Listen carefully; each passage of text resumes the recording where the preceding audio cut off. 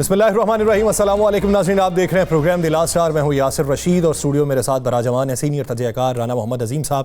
ناظرین، ملک کا سیاسی اور عدالتی محاذ جو ہے وہ اس وقت ایک منظرنامہ پیش کر رہا ہے۔ ایک طرف سیاسی طور کے اوپر مذاکرات کی بازگشت سنائی دیتی ہے تو دوسری طرف عدالتی محاذ کے اوپر پروسیکیوشن کے ابھی تک دلائل چل رہے ہیں۔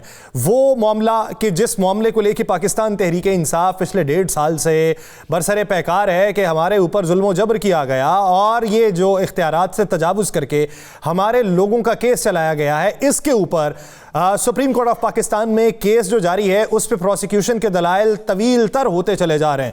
اب دیکھنا یہ ہے کہ ڈیفنس کے دلائل کے اندر کیا باتیں آئیں گی۔ ابھی تک کے ججز صاحبان کے جو سوالات ہیں وہ کافی سخت نوعیت کے ہیں، جس میں پوچھا جا رہا ہے ماضی کے حوالے دے کے کہ وہ جو کیسز تھے وہ ATC کی عدالتوں میں کیوں چلے، وہ کیسز بھی دوسری جگہ پہ چلائے جا سکتے تھے۔ اس کو بنیاد بنا کے اگر آپ اس کو آگے بڑھائیں گے تو پھر آپ کو اس کی توجیہ بیان کرنا پڑے گی کہ یہ کیسز کو ادھر منتقل کرنے کی وجوہات کیا تھی۔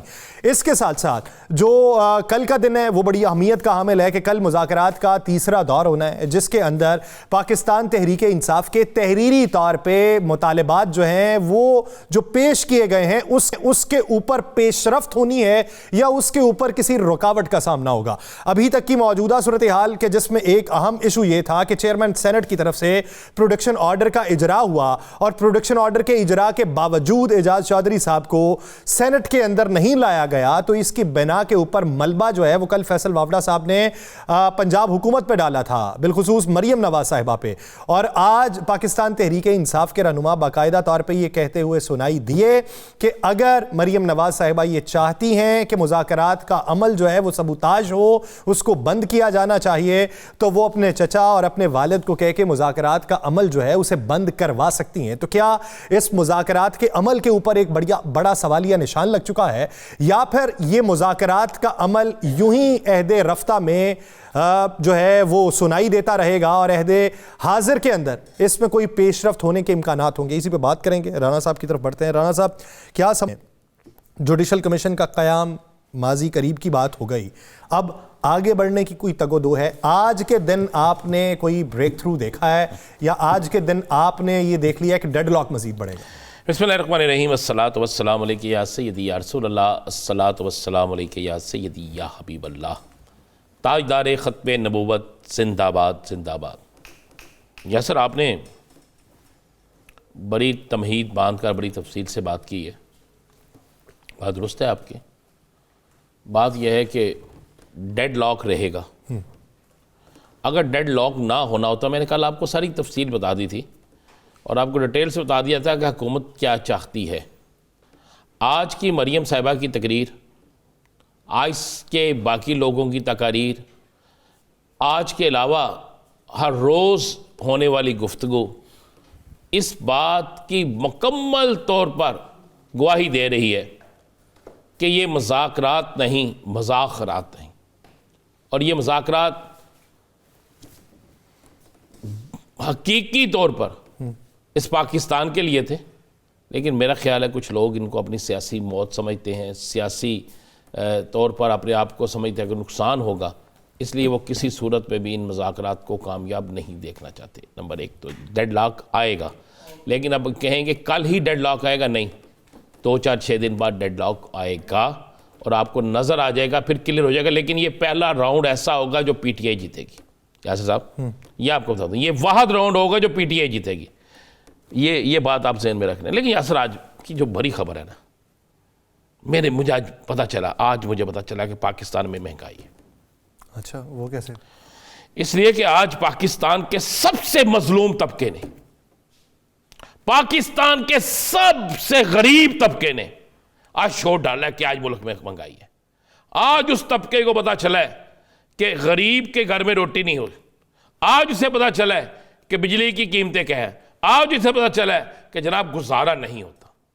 آپ کو پتہ ہے نا اس طبقے کا؟ آپ سوچ رہے ہو کلرک نہیں، مزدور وہ بھی نہیں، آج ارکان قومی اسمبلی آج مل گئے سارے، PTI بھی مل گئی، نون لیگ بھی مل گئی، ساری سیاسی جماعتیں مل گئی کہ جناب ہماری طرح بڑھاؤ، جناب ملک میں مہنگائی ہے، جناب بہت ہی مہنگائی ہے، گزارا ہی نہیں ہوتا۔ ان کو اب پتا چلے، جب غریب آدمی بھوک سے مر رہا تھا، جب غریب کا بچہ سکول جانا چھوڑ گیا، جب لوگ گھروں کی چیزیں بیچ رہے تھے، عصمت دری ہو رہی تھی، سب کچھ ہو رہا تھا، اس وقت انہیں نہیں پتا تھا؟ اگر ان کی طرحیں بڑھانے کے لیے یاسر صاحب یہ سارے اکٹھے ہو گئے ہیں، کہاں گئے نظریات؟ مجھے وہ پی ٹی آئی کے لوگوں کے نظریات بتائیں نا۔ عمران خان تو یہ کبھی نہیں کرتا تھا، کیوں کیے آج انہوں نے؟ اگر ان کے لیے مہنگائی ہے تو آپ کے لیے، میرے لیے، کیمرہ مین کے لیے، گلی میں، چوک میں، محلے میں، عام بازاروں میں بھرے لوگوں کے لیے مہنگائی نہیں ہے؟ ان کے لیے تو سر اعداد و شمار اور ہے نا سر۔ نہیں، میں کہہ رہا ہوں ان کے مہنگائی نہیں ہے۔ آج کیوں کٹھے ہو گئے سارے یار؟ آج ان کو پتا چلا مہنگائی ہے، آج انہیں علم ہوا مہنگائی ہے۔ وہ عورت جس نے بچوں سمیت جہلم نہر میں چھلانگ لگا دی تھی، ان کی دریا میں، اس کی ذمہ دار پھر یہی ہے نا۔ وہ جو سینکڑوں آج تک خودکشیاں ہوئی ہیں اس مہنگائی کی وجہ سے، غربت کی وجہ سے، بے روزگاری کی وجہ سے، وہ عورت جس کا چہرہ کوئی نہیں دیکھتا تھا، جسے اپنے بچوں کو پالنے کے لیے باہر نکلنا پڑ گیا ہے، اس کا ذمہ دار بھی یہی لوگ ہیں نا۔ تو اگر آپ لوگ یہ سمجھیں کہ یہ بالکل سب کچھ ٹھیک ہے، تو آج کی تو خبر یہ تھی، چھوڑ دیں مذاکرات کو، سائیڈ پہ کر دیں، ساری اپوزیشن اکٹھی ہو گئی، ساری جماعتیں اکٹھی ہو گئی، تنہا بتاؤ۔ ان کو آج احساس ہوا ہے، ایک پیج پہ ہو گئے نا، ایک پیج پہ ہو گئے۔ اگر یہ ایک پیج پہ ہو گئے ہیں تو پھر بڑھاؤ تنہا اس پاکستان کے مزدور کی، اس پاکستان کے اس تنہا در طبقے کی، جو نہیں بھی تنہا در طبقہ، اس کی بھی پھر بڑھاؤ سب کی۔ تم تو عوامی خادم تھے، تم تو عوام کی امیدوں کی تمنا تھے، امیدوں کا محور تھے، تم تو گئے تھے قانون سازی کرنے، یہی قانون سازی کے لیے گئے تھے نا۔ تو قانون سازی اس پاکستان کے لیے ہوتی ہے، اس ملک کے غریب عوام کے لیے ہوتی ہے، کہ ارکان اسمبلی کے لیے ہوتی ہے۔ آپ نے مجھے بتایا تھا، کیا ریٹ بتایا تھا بریانی کا قومی اسمبلی پارلیمنٹ کے اندر؟ چائے کا اور بتایا تھا نا ریٹ، ڈبل ڈیجٹ میں، تو اندازہ لگا لیں آپ۔ تو یہ عالم ہے، خبر تو یہ ہے یار، آج ہمارے سب سے مظلوم ارکان اسمبلی کو پتہ چل گیا مہنگائی ہے۔ بانٹو یار کچھ، کم از کم پنجاب والوں کے بعد پتہ چلا۔ چلے پنجاب میں تو پھر پی ٹی آئی والوں نے مخالفت کر دی نا، اتنے تو نال اکٹھے ہو گئے، شیر و شکر ہوا ہے، شکر ہو گئی جی، بالکل ہو گئی۔ مجھے کسی نے کہا تھا، جب میں آج یہ ہوا تو میں لکھ رہا تھا، تو مجھے کسی نے کہا یہ کیا لکھ کیوں رہے ہیں آپ؟ وہ پی ٹی آئی میں کہا ناراض ہوتا تو سارا شہر ہو جائے، ہم سچ بولتے ہیں نا، ہم کوئی سیاسی جماعت کے تو نہیں کسی کے، سچ بولنا ہے نا، بولیں گے۔ تو یہ تو عالم ہے یاسر صاحب، آپ لگے ہیں مذاکرات کی ٹیبل، او یار ٹیبل تو یہ ہے جس ٹیبل پہ اب ان کو جناب بھنا ہوا گوشت ملے گا، اس لیے کہ اب ان تنہائیں بننی ہے نا، اب ان کی گاڑیاں بھی لچکتی چمکتی ہوں گی، اب ٹی اے بھی بھرے گا، اب سب کچھ بھرے گا، اس لیے کہ یار مظلوم ہے، سب سے غریب قوم ہے، سب سے غریب یہ طبقہ ہے جس کو پتہ اب لگا ہے، یا خریدیا پہلی دفعہ انہوں نے پلے ہو۔ یہ ممکنات میں سے ہے، نہیں یہ ممکنات میں سے ہے کہ نہیں پلے ہو تو نہیں لیتے، یا جس نے لے کے دیا ہوگا اس نے کہا ہوگا مائی باپ اب ذرا مشکل ہو گئی۔ تو یاسر صاحب یہ عالم ہے، میں آپ کو کیا بتاؤں، اس ملک کا عالم پتہ کیا ہے؟ آج مجھے جانا ہو گیا میو ہاسپٹل، کل میں انشاءاللہ وہ ڈاکومنٹس لے کے بھی آؤں گا۔ تو میں لاہور کے اس ہاسپٹل میں گیا تو وہاں پہ کچھ جانتا تھا، انہوں نے کہا جی آپ ٹی وی ٹاک شو کرتے ہیں؟ میں کہا جی کرتے ہیں۔ اس نے کہا ایک منٹ کے لیے آئے، ایک وارڈ میں مجھے لے گیا، میں اس وارڈ میں گیا تو دو بندے گولیاں لگی ہوئی، اچھا میرے ذہن میں تھا ان کی دشمنی ہے، میں نے کہا جی میرا اس سے کیا تعلق، پولیس پرچہ نہیں دے رہی کیا؟ اس نے کہا نہیں جناب، یہ ہمیں گولیاں لگی ہیں اس جرم میں جو جرم ہم نے کیا نہیں۔ میں کہا کیا؟ اس نے کہا ہمیں کسٹم والوں نے گولیاں ماری ہیں۔ میں کہا کسٹم والوں نے؟ انہوں نے کہا ہاں جناب ہمیں کسٹم والوں نے گولیاں ماری ہیں، اور ایف آئی آر بھی ہم پہ دے دی ہے، اور یہ مجسٹریٹ کا ایک حکم نامہ ہے۔ میں نے وہ ڈاکومنٹس کا کل مجھے دے، میں اس پہ پھر بات کروں گا، دیکھے بغیر میں بات نہیں کروں گا۔ ان کے بقول تو بڑا ظلم تھا۔ میں نے کہا چلیں ایک بریک لیتے ہیں، سیاسی منظرنامے میں بات کریں گے، ناظرین کہیں نہیں جائے گا، اسٹے وتھ اس۔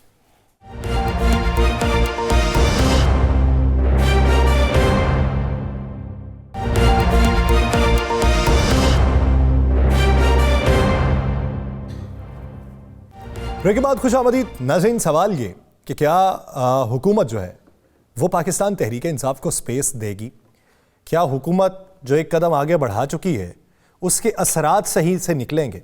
جبکہ دوسری جانب اگر دیکھا جائے تو حکومت کے ہی پرانے لوگ جو اب اس پارٹی کا حصہ نہیں ہیں اور کسی بھی پارٹی کا حصہ نہیں، سابق گورنر سندھ محمد زبیر عمر صاحب، وہ یہ کہتے ہیں کہ مریم نواز، خواجہ آصف سمیت ایک گروپ ایسا موجود ہے جو پاکستان تحریک انصاف کے لیے سپیس نہیں دینا چاہتا. اب جب ایسے عوامل، ایسے عنصر بیچ میں موجود ہیں تو پھر کس طریقے سے اس عمل کو پایہ تکمیل تک پہنچایا جائے گا؟ اور اگر ایسا نہیں ہے تو پھر یہ جسچر کیوں دیا جا رہا ہے، یا یہ اختراع یا یہ سوچ کسی کے ذہن میں کیوں آ رہی ہے؟ اس پورے عمل کے اوپر لگے ہوئے سوالیہ نشان کے جوابات جاننے کے لیے ہم نے رابطہ کیا پاکستان مسلم لیگ ضیاء کے سربراہ اعجاز الحق صاحب سے. اعجاز الحق صاحب، بہت شکریہ آپ کے وقت کا.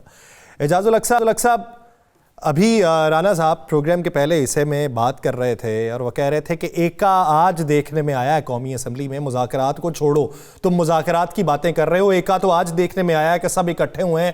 مہنگائی ہے تو مہنگائی کے تناظر میں ہماری تنخواہیں بڑھائی جائیں. چلیں، ہم اس لیے خوش ہیں کہ آپ لوگوں کی تو کہیں سنی جائے گی، ہماری سنی جائے یا نہ سنی جائے. تو اس پورے عمل پہ آپ سمجھتے ہیں کہ واقعی مہنگائی ہے، پیسہ بڑھنا چاہیے؟ بڑا ایک ایسا سوال ہے کہ کچھ لوگوں کو جو ہے وہ ضرورت ہے اس چیز کی، کچھ لوگوں کو ضرورت نہیں ہے. پارلیمنٹ کے اندر ہر کوئی زمینداری یا انڈسٹریل بیک گراؤنڈ سے نہیں آتا، لوگ محنت مزدوری والے بھی بیٹھے ہوئے وہاں پہ. تو اگر میں کچھ کہوں گا تو ان کو ہرٹ نہیں کرنا چاہتا میں. لیکن ابھی حال ہی میں پنجاب اسمبلی کا تو آپ نے دیکھا ہی ہے کہ کس طرح سے تنخواہیں بڑھی ہیں. تو لازمی بات ہے باقی پارلیمنٹس نے بھی، اور سندھ بلوچستان کے پی کے میں تو پہلے ہی وہی اسی حد پہ تھے، تو پیچھے رہ جاتی ہے قومی اسمبلی. تو قومی اسمبلی والوں کا بھی دل کر رہا ہوگا کہ جی ہماری کیوں نہیں تنخواہیں بڑھتی، ہماری بھی بڑھنی چاہیے. تو اب اس پہ کیا تبصرہ کر سکتے ہیں ہم؟ یہ تو کوئی بات نہ ہے اعجاز صاحب، اس پہ تبصرہ تو کرنا بنتا ہے. سیاست دان بھی ہیں آپ، ایک سیاسی جماعت کے سربراہ بھی ہیں، لیڈر صدر بھی ہیں، اور آپ کیا سمجھتے ہیں کہ آپ لوگ تو قانون سازی کے لیے گئے ہیں نا اسمبلی میں، آپ نے قانون سازی کرنی ہے عوام کے لیے، اس پاکستان کے لیے. تو کیا سب سے پہلے اس پاکستان کے عوام کی سیلری نہیں بننی چاہیے تھی؟ ان کی زندگی کی ضروریات پوری نہیں ہونی چاہیے تھی؟ نہیں، وہ تو اولین ترجیح ہونی چاہیے، وہ تو بجٹ کے اندر لانا چاہیے. اور مہنگائی کی شرح کو جو ہے وہ لوگوں کی سیلریز کے ساتھ جو ہے اس کو نفی کرنا چاہیے، خاص طور پہ گریڈ 16 سے نیچے کے جو لوگ ہیں ان کے لیے، جو حکومت کے اندر ہیں، جو ویسے محنت مزدوری کرتے ہیں ان کو تو ان کا تو حق بنتا ہے سب سے پہلے کہ ان کو ریلیف دیا جائے، چاہے وہ بجلی کی مد میں ہو، گیس کی مد میں ہو، سبسیڈائزڈ ہو، جس قسم کا بھی ہو، کہ وہ ضروری ہے وہ کرنا. کیونکہ مہنگائی، بے روزگاری اس حد تک پہنچ چکی ہے کہ لوگوں کا جینا جو ہے وہ بڑا مشکل ہو رہا ہے. اعجاز صاحب، اس معاملے کے اوپر کیا رائے رکھتے ہیں کہ یہ جو پورا عمل چل رہا ہے، پہلا تو یہ بتائیے کہ مذاکرات صرف حکومت اور اپوزیشن کے مابین چل رہے ہیں، یا یہ اصل مذاکرات نہیں ہے، مذاکرات کوئی اور ہے؟ دیکھیں، اصل مذاکرات تو وہی ہوتے ہیں جو چہرہ سامنے آتا ہے، اور اصل مذاکرات وہی ہیں جس کا کل آغاز ہوگا جبکہ ڈیمانڈ سامنے آئیں گی. باقی دیکھیں، باقی تو تانے بانے جڑتے رہتے ہیں، بیک ڈور معاملات بھی چلتے رہتے ہیں، کہیں نہ کہیں گفتگو ہو جاتی ہے. اب ایک ایگزامپل ایسا ہے کہ بھائی چیف منسٹر صاحب کسی ایک میٹنگ میں آئے تو وہاں وزیر اعظم سے بھی بات ہوگی، آرمی چیف سے بھی بات ہوگی، آرمی چیف پشاور گئے تو وہاں پہ گورنر بھی ہے، چیف منسٹر بھی ہے. تو گفتگو تو ہر اینگل سے ہوتی رہتی ہے، پھر اسی میں سے راستہ جو ہے وہ نکلتا ہے. لیکن مرکز وہی ہوتا ہے جہاں پر اصل گفتگو ہو رہی ہو، یعنی کہ آپ آمنے سامنے بیٹھ کر بات چیت کر رہے ہوں، جہاں پر آپ لکھ کر اپنی ڈیمانڈز دیں اور پھر آپ جواب کا انتظار کریں کہ ہمیں کیا جواب ملے گا اس میں. نہیں تو آپ کو کیا خیال ہے کہ مذاکرات کا کل کا جو دور ہے وہ کامیاب ہوگا؟ کل کا دور جو ہے نا وہ بڑا اہم دور ہے کل کا، کیونکہ کل ابھی تک تو 2 میٹنگز کے اندر تو گڈی گڈی باتیں ہوتی رہی ہیں, اچھی گفتگو ہوتی رہی ہے, بے حد اچھی گفتگو ہوئی ہے. کل معلوم ہوگا کہ کیا کس نیت کے ساتھ, کس فلیکسیبلٹی کے ساتھ, کیا سوچ کر وہ میٹنگ میں آئیں گے اور کیا لکھ کر دیں گے, اس کے اندر کیا ہوگا جو وہ کاغذ سامنے رکھا جائے گا, کہ کیا وہ مذاکرات کو آگے لے جانے کے لیے ٹیبل پہ رکھا جائے گا, یا پھر کوئی وارننگ کے ساتھ مطلب ڈیڈ لائن دے کر وہ آگے رکھا جائے گا.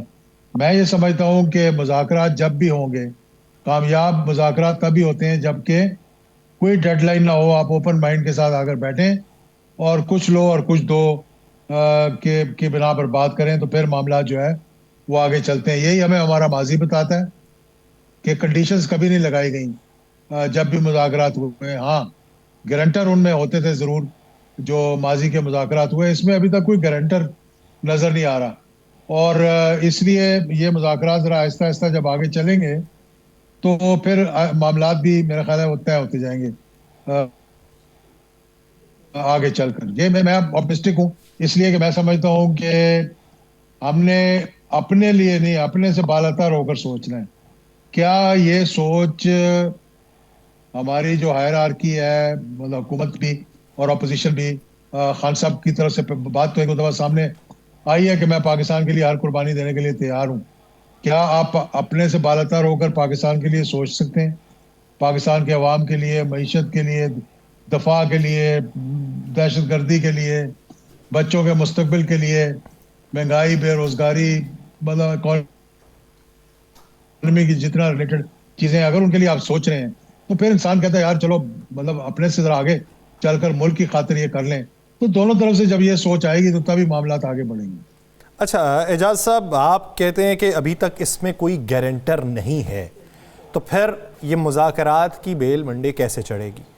اور دوسری بات یہ کہ ابھی بہت ساری باتیں ہو رہی ہیں, جس طریقے سے ڈونلڈ جے ٹرمپ کی تقریب حلف برداری کے لیے بلاول بھٹو زرداری صاحب کو دعوت نامہ موصول ہوا ہے, کیا اس کے بعد کوئی چینجز ہوں گی یا پھر یہ صرف ہوا ہی بنایا گیا ہے, یہ ہوا اس تاریخ کے بعد بیٹھ جائے گا؟ ویسے دیکھیں یہ بہت بڑا ہوا ہے, یعنی کہ بہت سے میرے بھی ایسے دوست ہیں پاکستانی امریکن جو ہیں وہاں پر, جو کہ ڈونرز ہیں بیسیکلی, ٹرمپ کے بھی ڈونرز ہیں, ڈیموکریٹک پارٹی کے بھی, ریپبلکن پارٹی کے بھی, ان کے سینیٹرز, کانگریس مین ان کے دوست ہیں.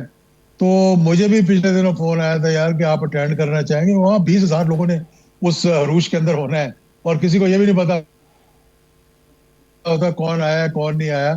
یہ ایسی ایک وہ ہے جی کہ بلاول بھٹو زرداری کو پیغام آ گیا, یہ اعجاز الحق کو پیغام آ گیا, یا وزیر اعظم کو پیغام آ گیا.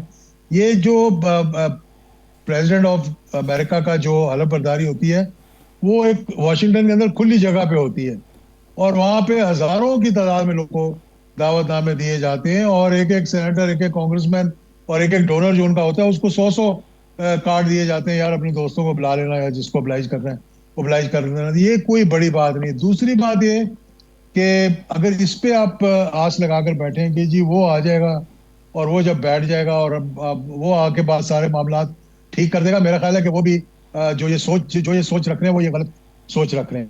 صحیح. اعجاز صاحب, ہم بھی چاہتے ہیں کہ پاکستان کے معاملات پاکستان کو سنبھالنے چاہیے. یہ نہ دیکھیں پاکستان کے معاملات تو پاکستان کے اندر طے ہونا چاہیے, بیرونی مداخلت کسی صورت میں بھی قابل برداشت نہیں ہے. آج انڈین آرمی چیف کا بیان آپ نے سنا, پاکستان پر جو الزام لگا, کیا اس معاملے پر پوری قوم کو آج قومی اسمبلی سے ایک بڑا یا سینٹ سے ایک بڑا پیغام نہیں جانا چاہیے تھا؟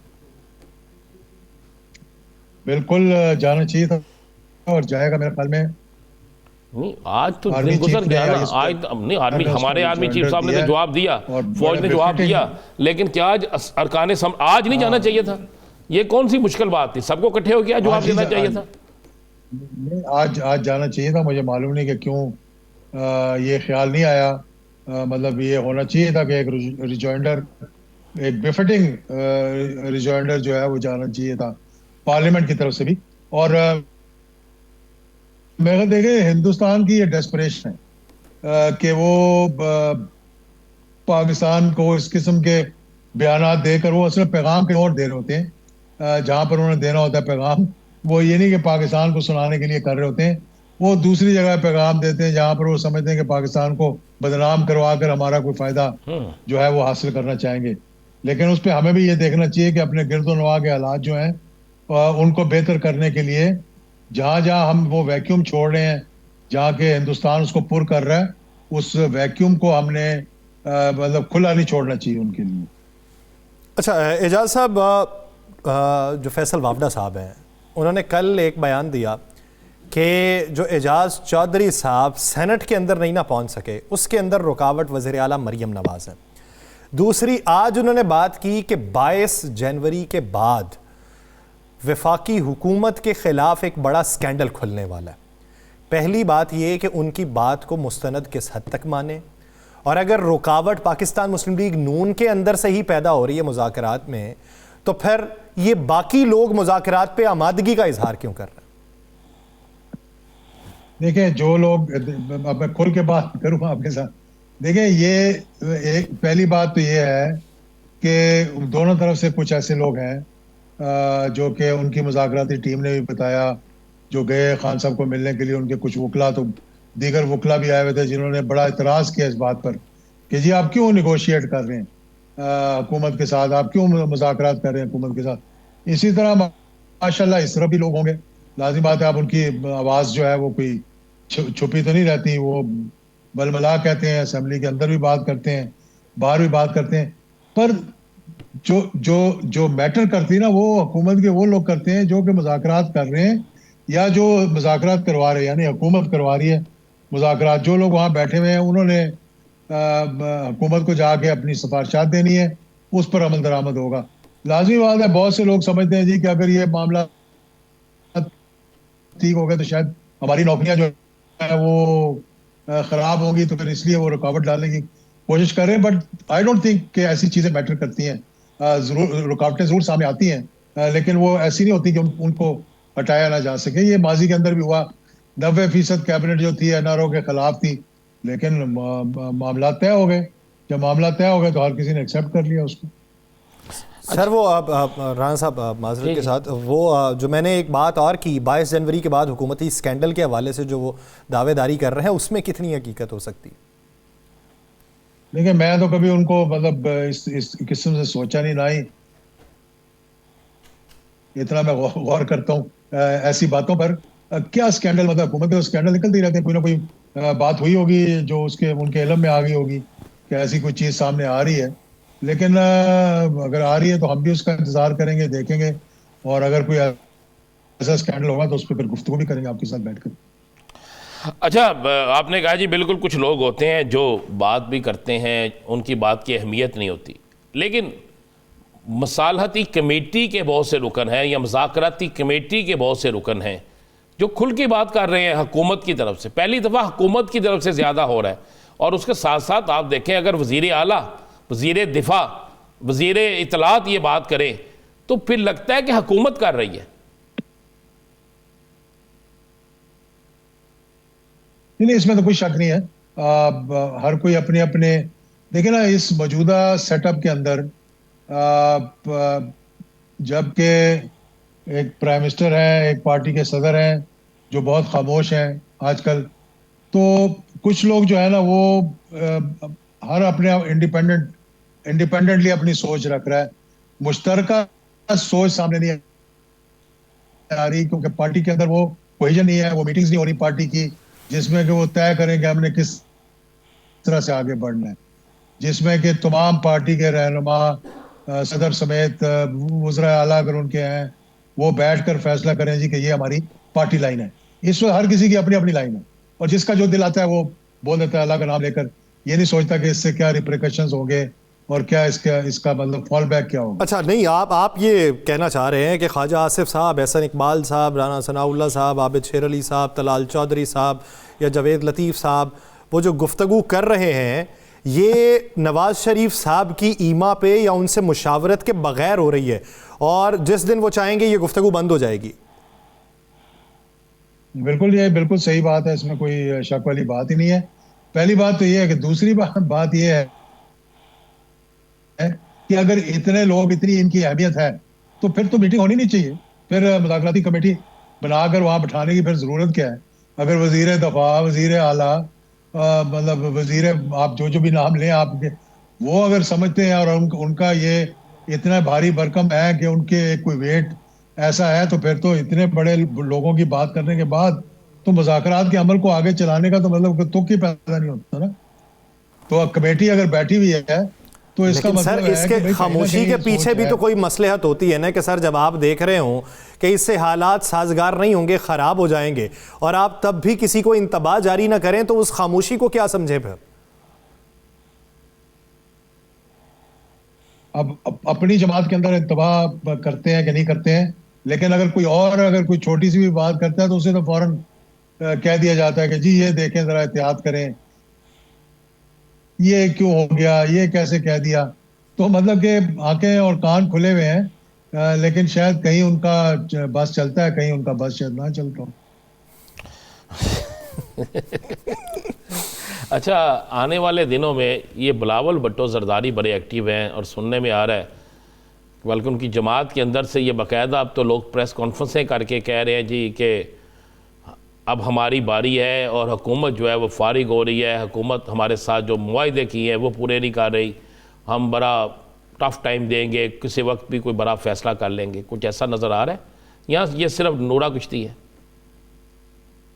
دیکھیں، پہلی بات تو میں یہ نہیں کہوں گا کہ نورا کشتی ہے، کیونکہ پیپلز پارٹی کی وجہ سے حکومت چل رہی ہے، اور یہ نہیں ہو سکتا. موجودہ صورتحال میں ایک چیز میں واضح یہاں بتانا چاہوں گا کہ جن لوگوں کی سمجھ میں یہ نہیں آ رہی، اگر کسی نے یہ لالچ کیا کہ میری باری آنی چاہیے یا میں جو ہے وہ بہتر پرفارم کر سکتا ہوں، اور کولیشن پارٹنرز کے اندر سے اگر یہ آوازیں آنی شروع ہو گئی، تو پھر یہ حکومت اپنے ہی بوجھ تلے دب جائے گی اور یہ نہیں چل سکے گی. یہ میں آج آپ کو بڑے واضح طور پہ بتاتا ہوں. اگر Peoples Party, M Q M اور یہ جو پی ایم ایل این ہے، یہ تین بڑی جماعتیں ہیں.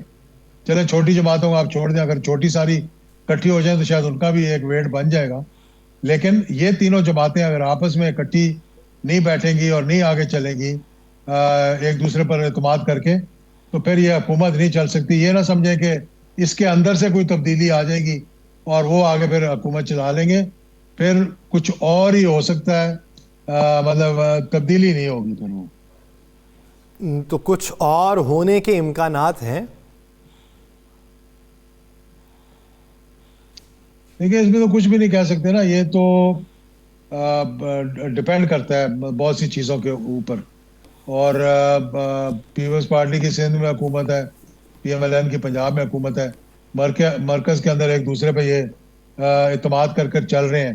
لیکن گولہ باری ایسے ہوتی ہے جیسے کہ یہ آپس میں اپوزیشن کھیلنے کی بھی کبھی کبھی کوشش کرتے ہیں نا. اور مطلب آپ نے اس بندر بانٹ تو میں نہیں کہوں گا، ذرا سخت لفظ ہو جاتا ہے، لیکن یہ جو آپ نے تقسیم کی ہے آپس میں، اس تقسیم میں ماشاءاللہ جتنا وزن ایک پڑلے میں آیا تو اتنا ہی وزن دوسرے پڑلے میں گیا ہے. اگر کانسٹیٹیوشنل پوسٹ کو دیکھا جائے تو آپ کے پاس دونوں کے پاس برابر میں سمجھتا ہوں. تو اگر آپ بھی یہ سمجھتے ہیں کہ نہیں جی ہمیں مزید کچھ لینا ہے، تو پھر لینے کے دینے بھی پڑ سکتے ہیں. اگر اب بھی پاکستان پیپلز پارٹی سمجھتی ہے کہ مزید کچھ لینا ہے تو لینے کے دینے بھی پڑ سکتے ہیں. یہ آپسی تقسیم جو ہے، یہ اس تقسیم کے اوپر اس طرح کی گولہ باری جو ہے وہ زیب نہیں دیتی. بہت شکریہ اعجاز الحق صاحب سے اپنا وقت دینے کے لیے. ناظرین، دیگر ایشو سے بات کریں گے، کہیں نہیں جائے گا. ایک بریک کے بعد واپس آتے ہیں. Stay with us.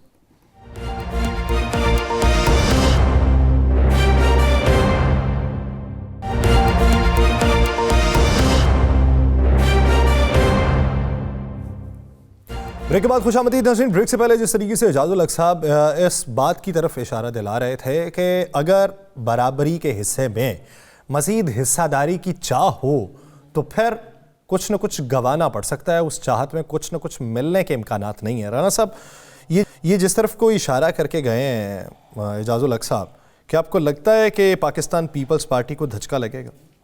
دو چیزیں ذہن میں رکھیے گا. حکومت پاکستان پیپلز پارٹی کے سر پر کھڑی ہے.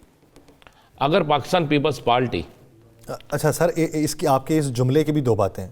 ایک ہے سر پہ کھڑی ہے، یعنی ان کی وجہ سے، ایک ہے ان کے سر پہ کھڑی ہے. نہیں، ان کے سر پہ نہیں ہے، ان کی وجہ سے کھڑی ہے. اگر پیپلز پارٹی آج یہ اعلان کر دے کہ جی ہم حکومت کے ساتھ نہیں ہیں، تحریک انصاف نے تو کسی صورت میں ساتھ جانا نہیں، یہ فیصلہ ہو چکا ہے. تو حکومت پھر ایک دن میں کہہ رہا ہوں 1 گھنٹہ بھی جو ہے نا وہ نہیں نکال سکتی. ایک بات تو بڑی کلیئر ہے، پیپلز پارٹی جمہوریت کی وجہ سے کھڑی ہے، سسٹم کو چلانے کی وجہ سے کھڑی ہے، کسی کے کہنے کی وجہ سے کھڑی ہے، اپنے مفادات کے لیے کھڑی ہے. جو بھی اس کی وجوہات ہے وہ پیپلز پارٹی ہی بتا سکتی ہے. لیکن یہ حکومت جو ہے اس وقت اپنی کارکردگی کی بنیاد پہ نہیں کھڑی. یہ حکومت اس وقت اس وجہ سے نہیں کھڑی کہ اس کے پاس سیٹیں ہیں. یہ حکومت اس وجہ سے بھی نہیں کھڑی کہ یہ کھڑی رہ سکتی ہے. یہ حکومت صرف اپنے اتحادیوں کے ساتھ دینے کی وجہ سے کھڑی ہے. تو سر وہ جان لیتے ہیں پاکستان پیپلز سینئر رہنما قمر زمان قاہرہ صاحب ہمیں جوائن کر چکے ہیں. قاہرہ صاحب بہت شکریہ آپ کے وقت کا. رانا صاحب سوال کر سکتے ہیں. قاہرہ صاحب کیا حال؟ آپ ٹھیک ہیں؟ خیر وفیت سے ہیں؟ جی رانا صاحب خیریت سے ہیں، آپ کیسے ہیں؟ جی اللہ کا کرم. قاہرہ صاحب ابھی اعجاز الحق صاحب سے ہماری بات ہو رہی تھی تو اعجاز الحق صاحب کا کہنا تھا جی پیپلز پارٹی نے بھی وہی حصہ لیا ہے جو حصہ مسلم لیگ نون کو ملا ہے، اور اگر دونوں میں سے کسی نے بھی ایک دوسرے کے ساتھ کوئی بات کرنے کی کوشش کی تو سارے جائیں گے. آپ کیا سمجھتے ہیں؟ یہ کون سی نیوکلر سائنس ہے جی؟ پہلی بات تو یہ ہے کہ پیپلز پارٹی نے کوئی حصہ کوئی چیز بانٹ کے نہیں دی. سیاست کے اندر اگر آپ کے پاس اپنی اکثریت نہ ہو کسی ایک جماعت کی تو یہ جمہوری اور پارلیمانی جمہوریت کے اندر ہوتا ہے کہ آپ اتحادی حکومتیں بناتے ہیں.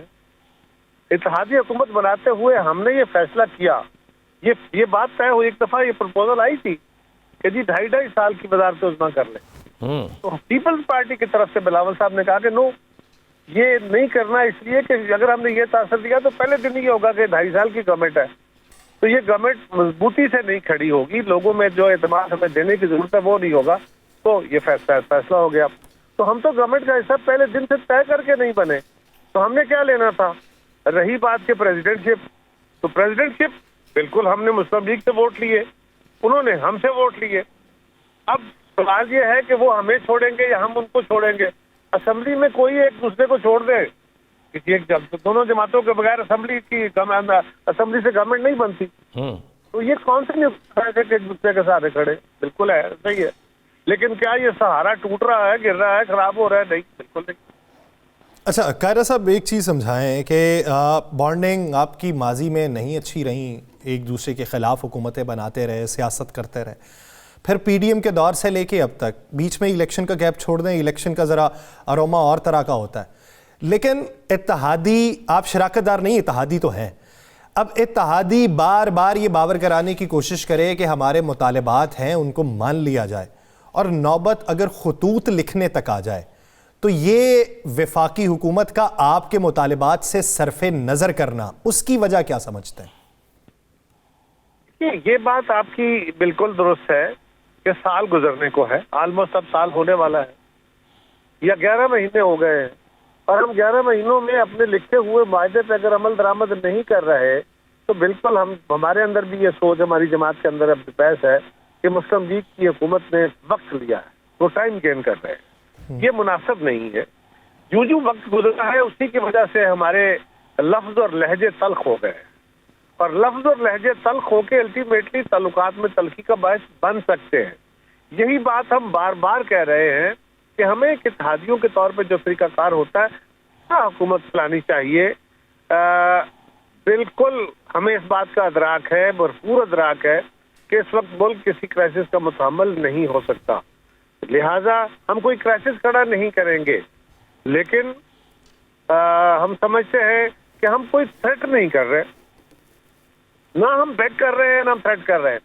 ہم سجیسٹ کر رہے ہیں کہ ایک بیٹر گورننس کے لیے، اسموتھ فنکشننگ کے لیے، لوگوں کو اعتماد دینے کے لیے جو طریقہ کار ہمارا پہلے دن طے ہوا تھا اس سے عمل، یہ ہماری سجیشن ہے. ہمیں توقع ہے کہ یہ سجیشن جلد قبول کر لی جائے گی اور کسی اور تلخی کا باعث نہیں بنے گی. سر اسی سے بات آپ نے کہا کہ لہجے تلخ ہو گئے، اسی طرح کا لہجہ تلخ مولانا فضل الرحمان صاحب کا بھی ہوا تھا اور بہت زیادہ ہو چکا تھا، آپ سے تو کہیں زیادہ تھا.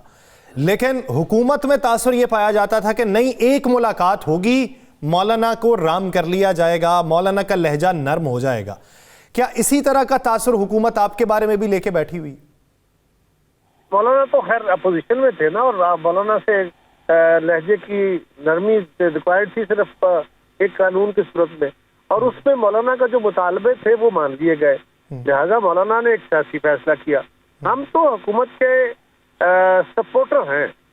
अब गवर्नमेंट को हमें इस तरह के सूरत हाल से, अव्वल तो ऐसी सूरत हाल नहीं होनी चाहिए, और अगर आपका ख्याल और मेरा ख्याल है कि ऐसा है तो ये नामुनासिब है। अल्टीमेटली इंसान ही होते हैं ना जी, लीडर भी इंसान होते हैं, उनको जमातों के अंदर से उन पे प्रेशर डेवलप होते हैं, और वो प्रेशर अल्टीमेटली ताल्लुकात के तनाव में भी चले जाते हैं। तो वो काम हमारे लिए किसी सूरत मुनासिब नहीं है। पाकिस्तान किसी नए क्राइसिस का मुतहम्मिल नहीं है, तो हम तवक्को करते हैं कि मुस्लिम लीग की क़यादत जो है वो इस मामले को बिल्कुल समझते हुए इस तलखी का खात्मा करेगी। ये जो हमारे ताल्लुकात के अंदर थोड़ी बहुत तलखी आई है उसको दूर करेगी। कायरा साहब, नदीम अफजल चंद साहब ने हमारे ही प्रोग्राम में कहा कि पंजाब के अंदर सूरत हाल ये है कि लॉ क्राइम रेशो इतनी बढ़ चुकी है जिसकी इंतहा कोई नहीं। कोई हस्पताल ऐसा नहीं जहाँ पर मरीज़ों को इलाज की सहूलियात मैसर हों। किसान काश्तकार जो है वो इस वक्त सबसे ज़्यादा मुतासिर है, और उसके बाद पास्को आपको पता है ये बंद करने जा रही हैं सारी चीज़ें। उन्होंने कही कि बदतरीन हालात है, लेकिन हम मजबूरी की हालत में कि सिस्टम चलता रहे हम साथ हैं। आप समझते हैं कि वाकई पंजाब में ऐसी सूरत हाल है? देखिए, क्राइम वेव होती है इस वक्त, ये बात दुरुस्त है कि इस वक्त लॉ एंड ऑर्डर की सूरत हाल में डिटेरियोरेशन देखी जा रही है। सिर्फ पंजाब में नहीं, ओवरऑल के अंदर भी देखें तो वहाँ भी ऐसी सूरत हाल है, और कराची के अंदर भी एक दफ़ा क्राइम वेव बढ़ी है। इसको कंट्रोल करने की ज़रूरत है, इस पर ज़्यादा तवज्जो देने की ज़रूरत है, और हुकूमत पंजाब को चाहिए कि वो अपने दीगर कामों में जो काम कर रहे हैं इस तरफ खुसूसी तौर पर तवज्जो दें, क्योंकि हम लोगों को और कोई बड़ा रिलीफ फौरी तौर पर तो दे नहीं पा रहे हैं। तो कम से कम ये जो एक है लॉ एंड ऑर्डर का अमन अमान का रिलीफ, ये तो उनको फराहम करना चाहिए। इस के हाल पर लोगों के तहफ़्फ़ुज़ात को दूर करना चाहिए। अच्छा कायरा साहब, चेयरमैन सेनेट साहब ने प्रोटेक्शन ऑर्डर जारी किए, उस पर अमल दरामद ना हुआ। फैसल वावडा साहब ने कह दिया, और एजाज चौधरी साहब ने भी आज कहा कि इसके अंदर रुकावट मरीम नवाज साहिबा बनी। अब इसको ये देखा जाए कि चेयरमैन सेनेट के अहकामात को रद्द करने में मरीम नवाज साहिबा का किरदार था, या फिर एजाज चौधरी साहब पे मुकद्दमात के तनाजुर में देखा जाए कि नहीं वो उसमें रुकावट बने। लेकिन एट दी एंड जब पार्लियामान सुप्रीम है का नारा जिस दौर के अंदर लग रहा हो, वहां पे उस ऑर्डर के ऊपर अमल दरामद ना होना एक सवालिया निशान नहीं छोड़ता। देखिए, हमारी जो पार्लिमानी सुप्रीमेसी है, सिविल सुप्रीमेसी है, ये जो हमारा गवर्नेंस है, ये तो कंप्रोमाइज हुई ना, इसमें तो कोई शक नहीं है। ओवरऑल पिछले कई दहाइयों से ये डिटोरेट होती आई है। अगर किसी दौर में इसके ऊपर थोड़ी तवज्जो देकर इसको बेहतर करने की कोशिश की गई है और सिविल स्पेस बढ़ाई गई है, तो कुछ अरसे के बाद तो ऐसा हुक्मरान आ बैठा जिसने आके सारी स्पेस छोड़ दी। ये एक मसला तो रहा, इसमें तो कोई दूसरी राय नहीं है। लेकिन चेयरमैन सेनेट की रूलिंग अगर है और उस पर अमल दरामद नहीं हुआ, तो मैं आज सुन रहा था गिलानी साहब को, वो कह रहे थे कि मैं उस पर अमल दरामद कराऊंगा और वो इंशाल्लाह इजलास में शिरकत करेंगे। तो गिलानी साहब जरा तहम्मुल वाले बंदे हैं, वो जरा जज्बाती होकर गुस्से में आके बहुत तल्ख बातें नहीं करते। वो कितने भी गुस्से में हो वो अपने जज्बात पे कंट्रोल रखते हैं, तजर्बाकार बंदे हैं। तो मेरे ख्याल है ये मामला हल हो जाएगा। कायरा साहब, कल से एक मुज़ाकराती अमल की बैठक हो रही है, आप क्या समझते हैं और क्या कौम को इस पे पैगाम देंगे? सर, राना अजीम साहब, इसके ऊपर कई तरह की आरा है। कुछ लोगों की राय है कि जी ये मुज़ाकरात जो है ये कामयाब नहीं होंगे, इसमें शक है, इसमें फना है।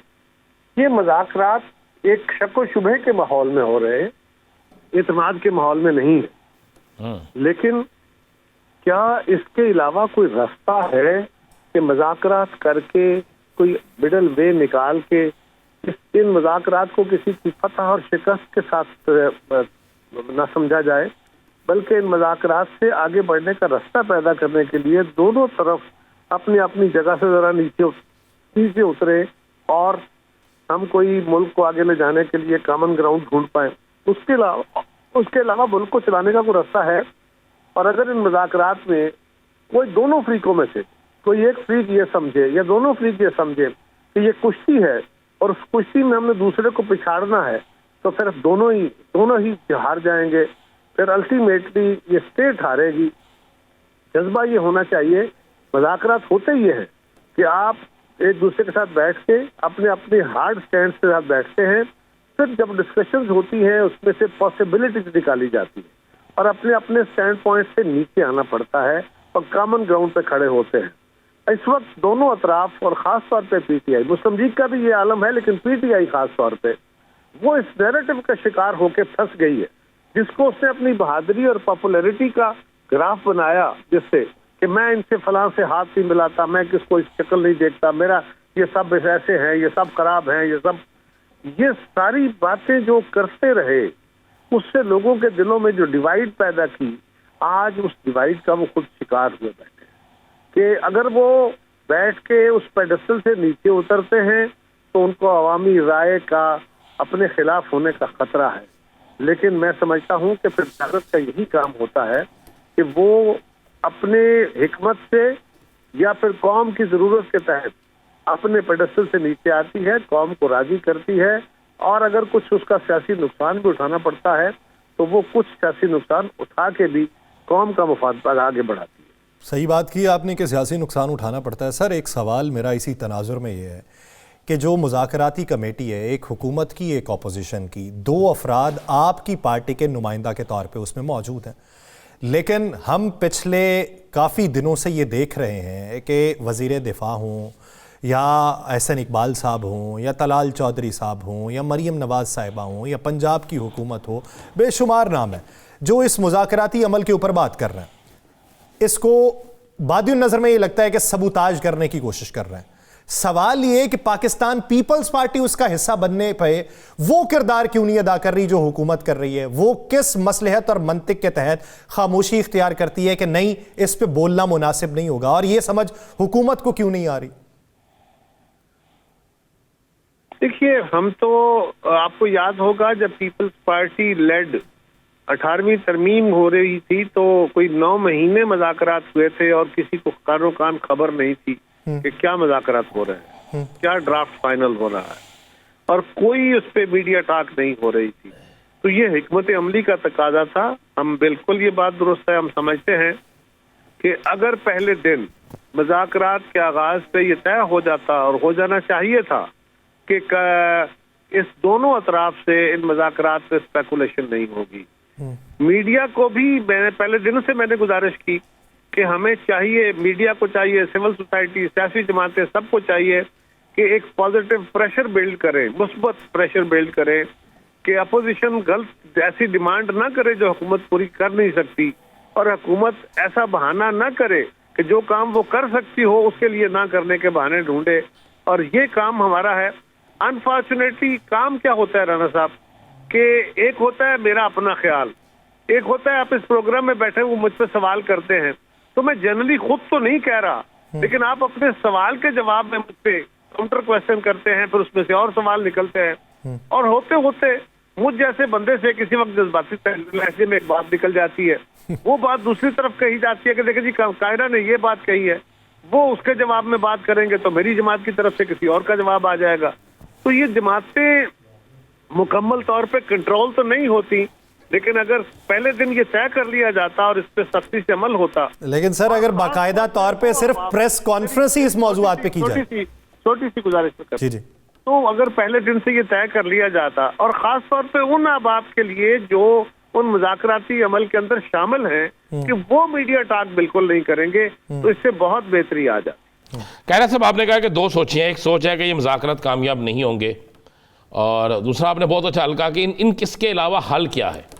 یہ اس میں تو کوئی دوسری رائے نہیں ہے, آخر مذاکرات ہیں اور مذاکرات ہی اس چیز کا حل ہے, اور یہ ملک کے لیے یہی بہتر ہے.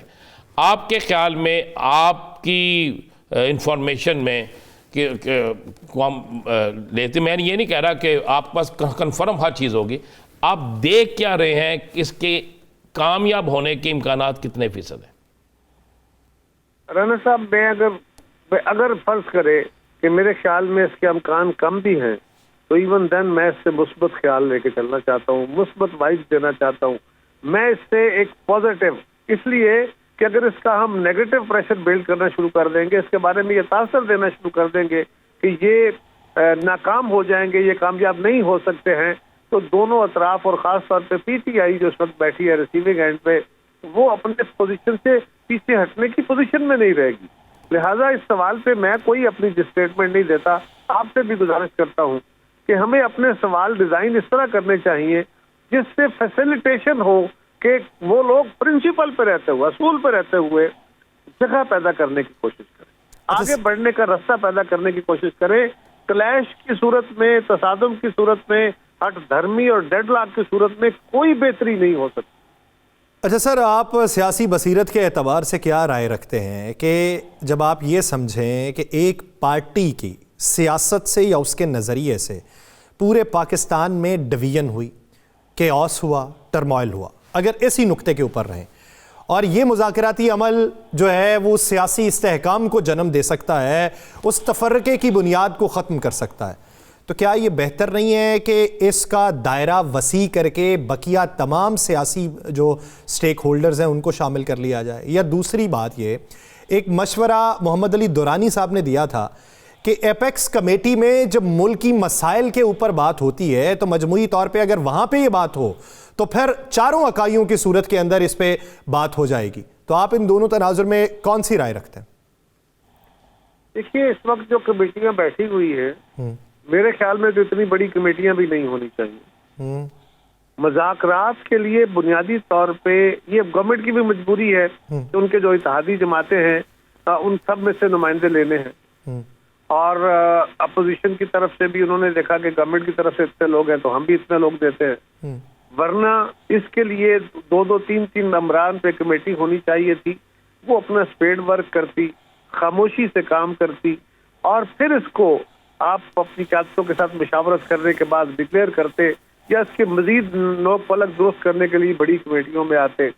یہ جو بڑے فورم ہوتے ہیں نا جی, ان فورمز پہ جو ریلیکسیشنز ہیں یا کچھ بین السطور گفتگو ہے وہ نہیں ہو سکتی وہاں پہ. نہیں, یہ اپنے بند کمرے میں اندر بیٹھ کے وہ باتیں نوٹ کرنی ہوتی ہیں کہ ہم کامیاب ہوتے ہیں نہیں ہوتے, یہ باتیں باہر نہیں جائیں. اس صورت میں یہ مذاکرات ہوتے ہیں, اس لیے کہ یہ دونوں کا پبلک فیس ہوتا ہے نا جی. اس وقت گورنمنٹ بھی اپنے پبلک فیس کو بچانے کی کوشش کر رہی ہے, پی ٹی آئی بھی کوشش کر رہی ہے, تو دونوں کا پبلک فیس بھی بچا رہے اور وے فارورڈ بھی بنے, یہ تب جا کے کام نکلتا ہے. تو میرے نظر میں وہ اس سے بڑے فورموں پہ جا کے معاملہ حل نہیں ہو سکتا.